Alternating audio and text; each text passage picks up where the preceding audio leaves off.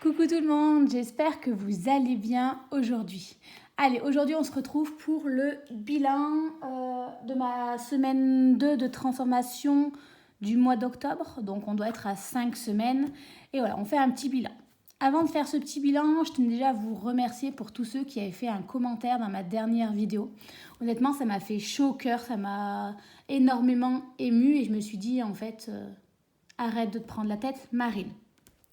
Donc voilà, je tenais vraiment à vous remercier. Ça a été vraiment... ça m'a fait beaucoup de bien. Voilà, ça fait la 3e ou 4e fois que je tourne cette vidéo. C'est un peu compliqué en ce moment. Mais bon, on va y arriver. On va essayer de rester focus parce que j'ai tendance un peu à m'éteindre. Mais voilà. Donc voilà, on va essayer de rester focus. Donc ça serait une vidéo très très courte normalement. Parce qu'en fait, il n'y a pas grand-chose à dire sur cette semaine du mois d'octobre de ma transformation. Comme vous voyez, je n'ai même pas pris la peine de remplir ici. Voilà, alors, qu'est-ce qui s'est passé cette semaine? Strictement rien. Et en même temps, je vous dirais plein de choses. Voilà, je suis dans une phase, comment dire, un peu plus compliquée. Un peu plus une phase un peu plus basse, voilà. On va dire on est en bas de motivation, en bas de tout. Je ne sais pas si c'est le temps, je ne sais pas si c'est les hormones, je ne sais pas si c'est la lune ou je ne sais quoi. Mais voilà, c'est un peu plus compliqué. Cette semaine, ça a été ma semaine de mes règles. Donc voilà, semaine compliquée.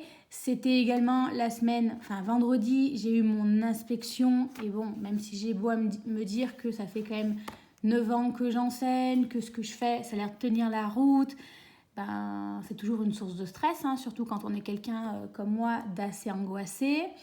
J'ai aussi des rencontres avec des parents, enfin j'ai eu 2 rencontres avec 2 familles cette semaine qui ont été...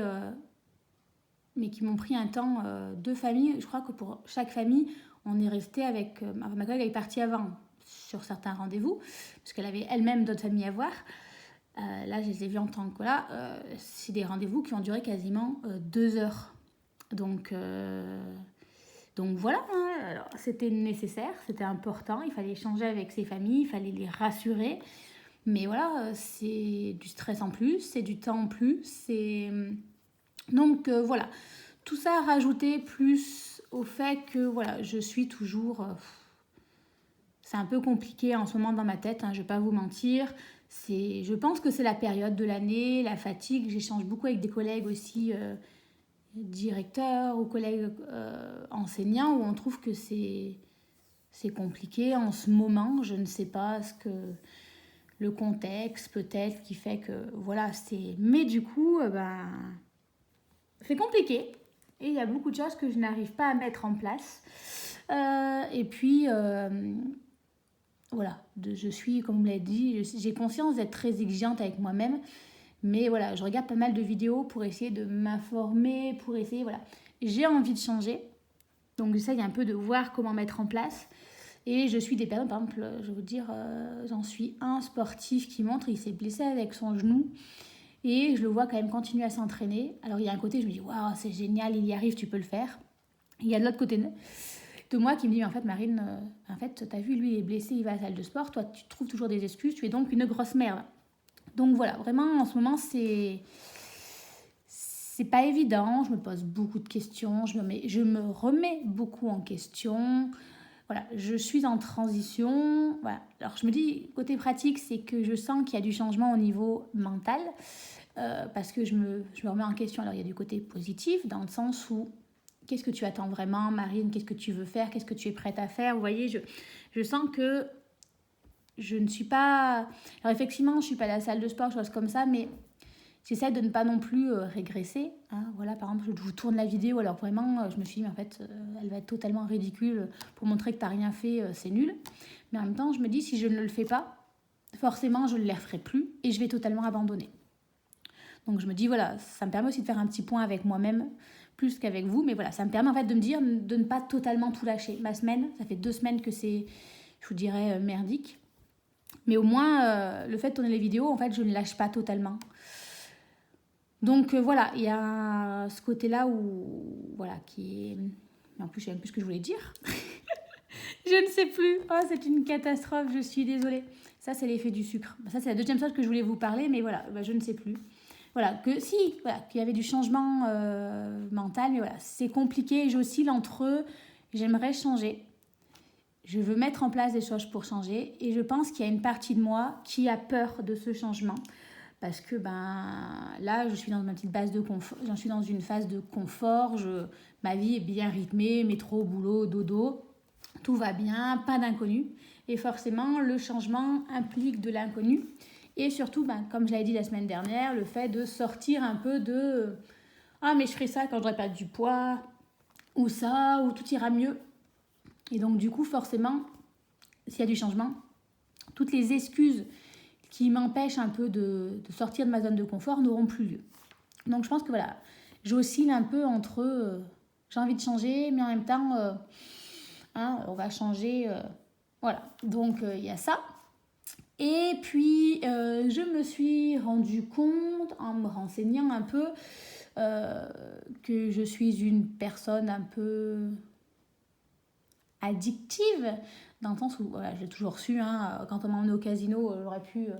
et bon, j'avais un côté très raisonnable, mais je pense que si je ne faisais pas attention, je pourrais être la personne qui pourrait être accro à des jeux d'argent, quand je fais quelque chose, je le fais à fond. Donc voilà, là aussi au niveau régime, j'essaye aussi de... C'est compliqué parce que voilà, j'essaye de temporiser parce qu'en fait je pourrais le faire à fond, c'est-à-dire en fait limite arrêter de manger pour perdre mes 10 kilos, mais voilà, je sais que c'est pas productif non plus. Donc il faut que je gère un peu ce côté addictif. Et en fait, à un moment j'ai dû...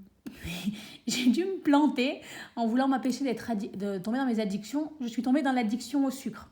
Alors voilà, j'ai des antécédents familiaux. On a tous des problèmes avec tout ce qui est sucré. On en devient très vite addict. Voilà. Mais là, je sens que ça fait un peu plus de 15 jours. Voilà. Mais là, vraiment, ça fait 15 jours où je sens que c'est vraiment... j'ai bien replongé dedans, où j'en suis obsédée par...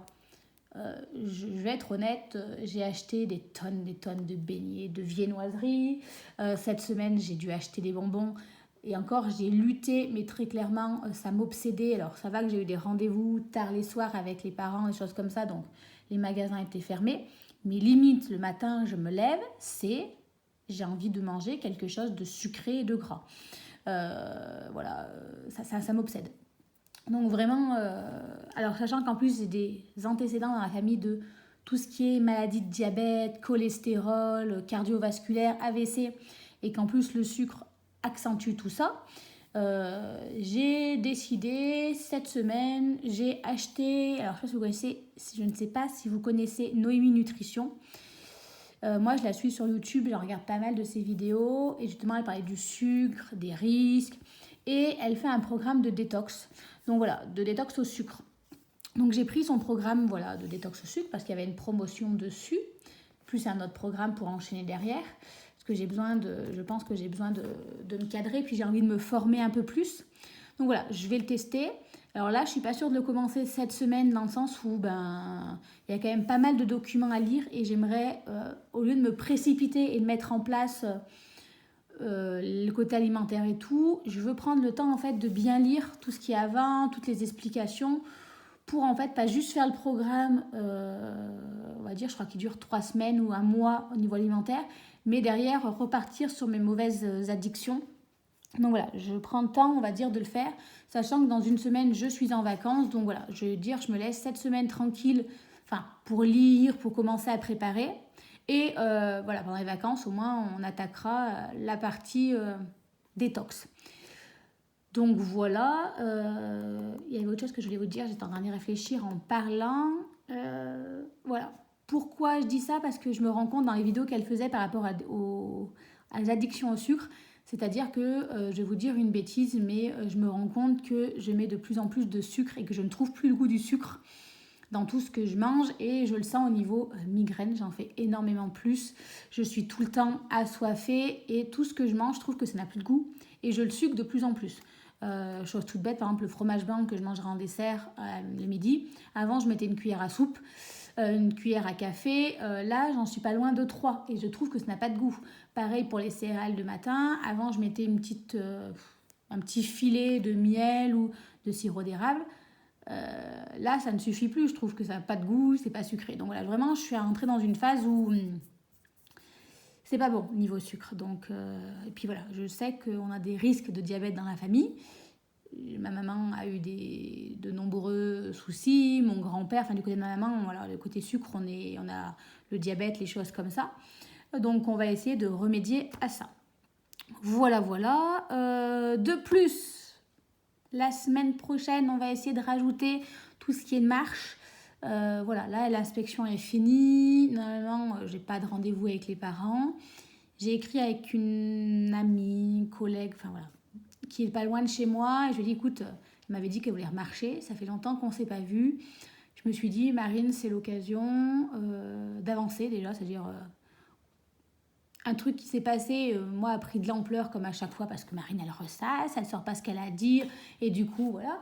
Et je me suis dit, en fait, c'est l'occasion d'avancer, hein, mentalement, de passer outre. Et en plus, ça fera du bien d'aller à deux, d'aller se promener régulièrement. Donc voilà un petit peu où j'en suis en ce moment. Je suis pas sûre de mettre en place d'objectifs pour la semaine prochaine. Ou peut-être que si, mais vraiment, je ne sais pas. Voilà, là je suis en transition. Alors faire des to-do list, il paraît que c'est bien. Il y a un côté où moi, ça m'angoisse parce que quand ça coche pas, ben forcément c'est stressant, on se remet en question et comme vous me l'avez dit, j'en ai conscience, hein, que je suis exigeante avec moi-même. Quand je vois que c'est pas positif, j'ai tendance à me dire de toute façon, je ne suis qu'une, je suis nulle, je n'y arriverai jamais, laisse tomber. Donc voilà, là je suis un peu entre deux eaux. Je me dis que c'est peut-être la période aussi qui fait je veux dire, manque de soleil, c'est compliqué, il a fait beau jusqu'à maintenant. Est-ce que c'est le changement de temps, de période? Vous savez, il fait nuit plus tôt. Est-ce que c'est ça qui joue? J'avoue que je ne sais pas. Voilà, c'est une vidéo. Je l'ai faite parce qu'il fallait la faire en vrai. Enfin, parce que je sais que si je la faisais pas, je ne tiendrais pas.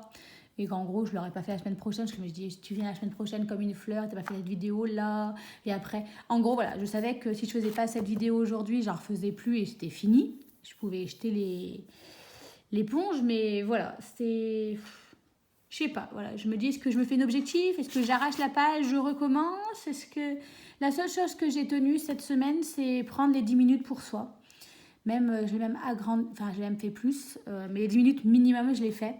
Là, je fais de l'art-thérapie, vous savez, j'avais acheté un cahier il y a très longtemps et je colorie, tout simplement.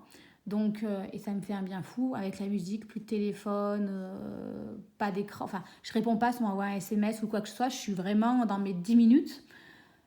En plus, là, il faisait beau, je me posais dehors, voilà, on prenait le soleil. Mais sinon, le reste, j'ai rien fait de... Donc, c'est un peu ridicule. Voilà, je suis en transition. Voilà, c'est un peu dommage. Il y a aussi, j'essaie de relativiser, mais je dois avouer que je suis hyper déçue de moi-même, dans le sens où j'ai vu des changements. J'étais hyper contente en fin septembre en me disant, ouais, quelques centimètres et 700 grammes. Là, je me dis, mais la prochaine fois, dans 15 jours, je suis censée me peser et me remesurer.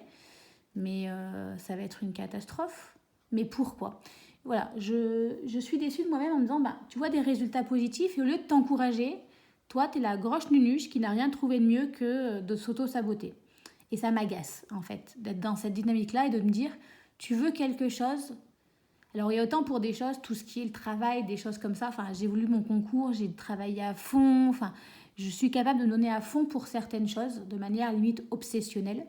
Mais dès que c'est pour ma santé, du changement, qui vraiment, je pense, pourtant que je le veux, je suis capable de m'auto-saboter et ça m'agace.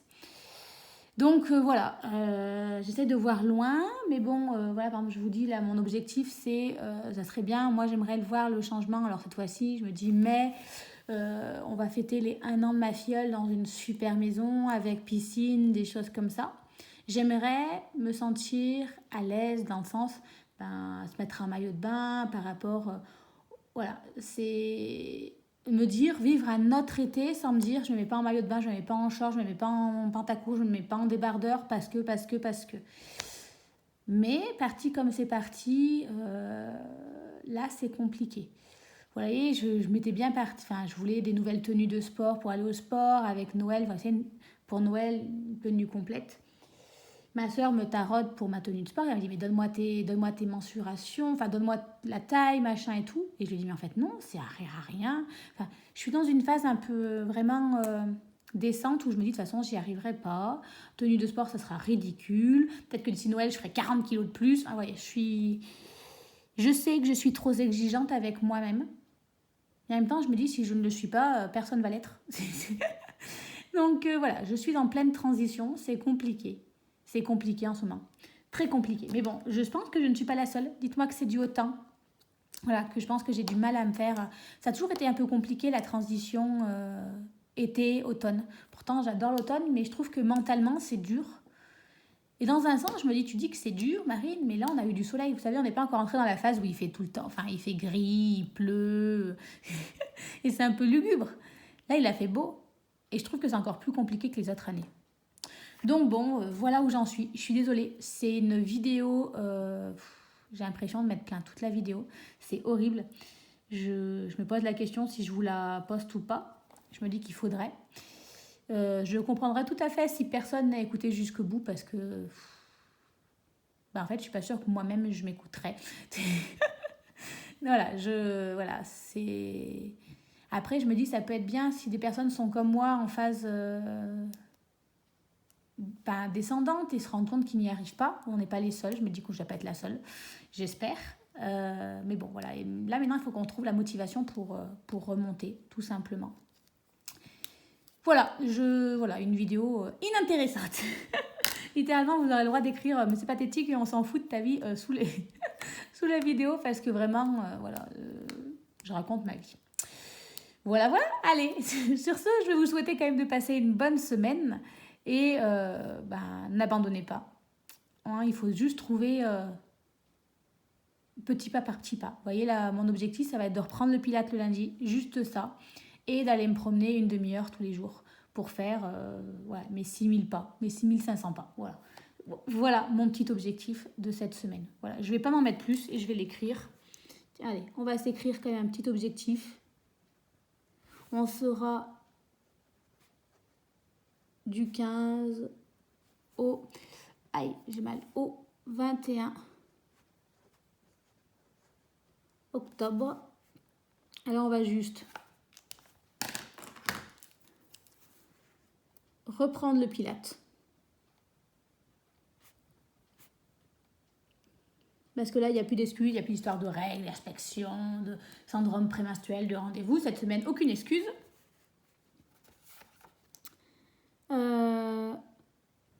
On va dire faire 30 minutes de marche par jour et on va continuer de prendre 10-15 minutes pour soi tous les jours. Voilà, je ne me fixe pas plus d'objectifs. Je veux reprendre en douceur parce que je sens que trop ne ferait que continuer à me couler. Mais voilà, ça me plaît, je me dis, ça va ? On devrait y aller en douceur. Voilà. Sur ce, je ne vais pas en dire plus parce qu'il n'y a rien de plus à dire. Voilà. Et je vous dis à très vite en espérant que la semaine prochaine, on arrive à redresser un peu ce mood. Voilà. Sur ce, je vous souhaite à tous de passer une belle semaine et on se dit à très vite ou pas, parce qu'on aura peut-être marre de m'entendre me plaindre. Et je pourrais comprendre tout à fait. Allez, des bisous!